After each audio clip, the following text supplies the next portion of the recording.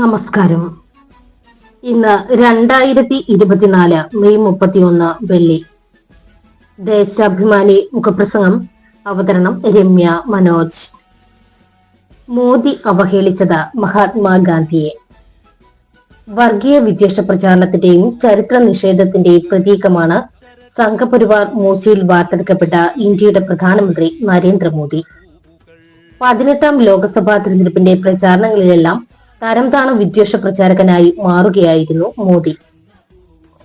ചരിത്രത്തെ വളച്ചൊടിക്കുക മാത്രമല്ല, വ്യാജ ചരിത്ര നിർമ്മിതിക്ക് കൂടി നേതൃത്വം നൽകിയ മോദി ചരിത്രബോധവും ശാസ്ത്രാവബോധവും ഇല്ലാത്ത ആളാണെന്ന് സ്വയം വെളിപ്പെടുത്തിയിട്ടുണ്ട് പലവട്ടം. രാഷ്ട്രപിതാവായ മഹാത്മാഗാന്ധിയെ ലോകം അറിയില്ലെന്ന് പറഞ്ഞ് അവഹേളിച്ചിരിക്കുകയാണിപ്പോൾ. ഗാന്ധിജിയെ വെടിവെച്ചു കൊന്ന ഗോഡ്സെയുടെ യഥാർത്ഥ ശിഷ്യനാണ് താനെന്ന് സ്വപ്രഖ്യാപിത വിശ്വഗുരു ഇതിലൂടെ തെളിയിച്ചു.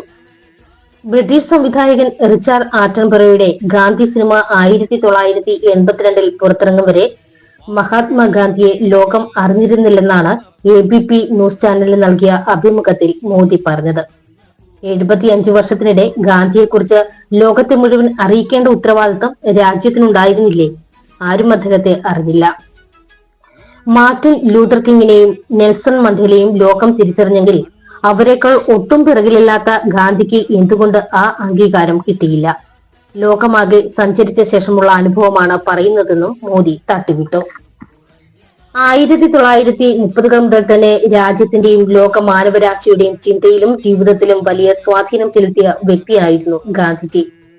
സൂര്യൻ അസ്തമിക്കാത്ത സാമ്രാജ്യത്വത്തിന്റെ അധിപരാണെന്ന് അഹങ്കരിച്ച ബ്രിട്ടീഷ് കൊളോണിയൽ യജമാനന്മാരെ മുട്ടുകുത്തിക്കുന്നതിൽ ഗാന്ധിജിയുടെ നേതൃപാടവം ലോക ജനത അംഗീകരിച്ചതാണ്.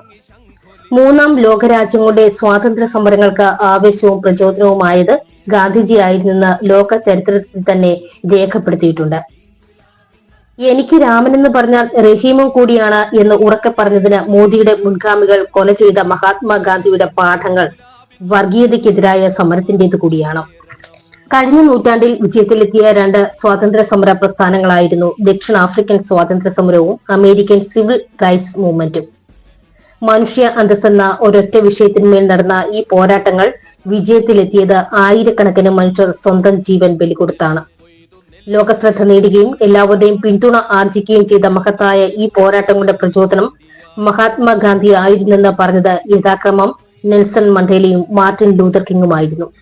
കൂടുതൽ നന്മയുള്ളവരാകുക എന്നത് കൂടുതൽ അപകടകരമാണെന്നായിരുന്നു ഗാന്ധിജിയെ ഗോഡ്സെ വെടിവെച്ചു കൊന്നപ്പോൾ ജോർജ് ബെർണാഡ് ഷാ പറഞ്ഞത്. മജ്ജയും മാംസവുമായി ഇങ്ങനെ ഒരാൾ ജീവിച്ചിരുന്നെന്ന് വരും തലമുറകൾ വിശ്വസിച്ചേക്കില്ലെന്ന് ഒരിക്കൽ ആൽബർട്ട് ഐൻസ്റ്റീനും പറഞ്ഞു. 1940കളിൽ തന്നെ ഗാന്ധിജി ലോകമാകെ ആദരിക്കപ്പെട്ടിരുന്നെന്ന് ബെർണാഡ് ഷായുടെയും ഐൻസ്റ്റീന്റെയും വാക്കുകളിൽ വ്യക്തം. സ്വാതന്ത്ര്യ സമ്പാദനത്തിന്റെ നിമിഷങ്ങളിൽ വർഗീയതയുടെ അഴിഞ്ഞാട്ടത്തിൽ മനം നൊന്ത് മനുഷ്യനെ ഒന്നിപ്പിക്കാനുള്ള സ്നേഹമന്ത്രവുമായി ഗാന്ധിജി നവഖാലിയിലും ഡൽഹിയിലും സഞ്ചരിച്ചതിനാണ് വർഗീയവാദികളുടെ കൊലപാതക പദ്ധതിയുടെ ഇരയായി രക്തസാക്ഷിത്വം വരിച്ചത്. ഗോഡ്സെ നടപ്പാക്കിയത് സവർക്കറുടെ പദ്ധതിയായിരുന്നു. സവർക്കറെ രാഷ്ട്രീയ ഗുരുവായി പരസ്യമായി പ്രഖ്യാപിച്ച ആളാണ് അധികാരത്തിന്റെ ചെങ്കോലേന്തി രാഷ്ട്രീയത്തെ മതവൽക്കരിച്ച് ഗാന്ധിജിയുടെ മഹത്വത്തെപ്പറ്റി പറയുന്നത്. ആക്രമണോത്സുകമായ ഹിന്ദുത്വ രാഷ്ട്രീയം കെട്ടിപ്പടുക്കുന്നതിലും ഗാന്ധിജിയെ വധിക്കുന്നതിലും ഏറ്റവും വലിയ പങ്ക് വഹിച്ച സവർക്കറെ വീരപുരുഷനാക്കുകയും ഇതിനുവേണ്ടി അക്ഷീണം പ്രവർത്തിച്ച ഗീതാ പ്രസിന് ഗാന്ധി സമാധാന സമ്മാനം കൊടുത്ത് ആദരിച്ചതും മോദി സർക്കാരാണ്.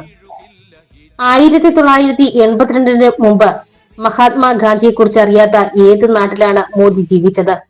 മഹാത്മാഗാന്ധിയുടെ പൈതൃകം തകർക്കുന്നതും മോദിയും സംഘവുമാണ്. വാരണാസിയിലെയും ഡൽഹിയിലെയും അഹമ്മദാബാദിലെയും ഗാന്ധിയൻ സ്ഥാപനങ്ങൾ തകർത്തത് ഇതിന്റെ ഭാഗം. ലോക്സഭാ തെരഞ്ഞെടുപ്പിന്റെ 2 ഘട്ടം കഴിഞ്ഞതു മുതൽ അധികാരത്തിൽ തിരിച്ചുവരില്ലെന്ന് ബോധ്യമായതോടെ വിളറിപ്പൂണ്ട പ്രധാനമന്ത്രി എന്തും വിളിച്ചു പറയുന്ന സ്ഥിതിയിലെത്തി.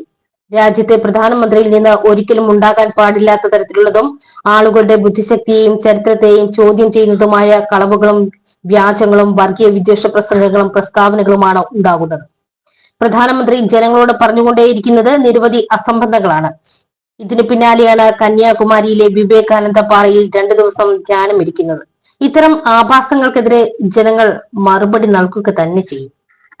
ദേശാഭിമാനി മുഖപ്രസംഗം ഇവിടെ പൂർണ്ണമാകുന്നു. നന്ദി, നമസ്കാരം.